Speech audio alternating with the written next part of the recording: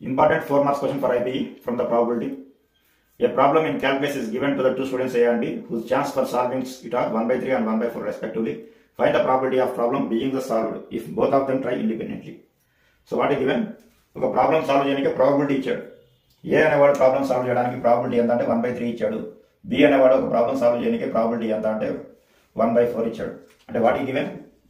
P of A ఇచ్చాడు 1/3 ఇచ్చాడు. Probability of B ఇచ్చాడు నీకు 1/4 అని ఇచ్చాడు. ఇచ్చిందన్న ఏం ఫైండ్ అవుట్ చేయమంటాడు మిమ్మల్ని? Probability of the problem being solved అంటే A union B. Problem being solved అంటే so either solving from A1 or B or both. A solve చేయొచ్చు క్వశ్చన్ని, లేదంటే బి సాల్వ్ చేయొచ్చు, లేదంటే ఇద్దరు కలిసి సాల్వ్ చేసేయచ్చు question. both can be solved. So he asking what is probability of A union B అని అడిగాడు. A union B ఎంత అన్నాడు. సో అడిషన్ థియరంలో మనకి A union B ఫార్ములా ఏంటి? From addition theorem probability of A union B equal to P of A plus P of B minus P of A intersection B.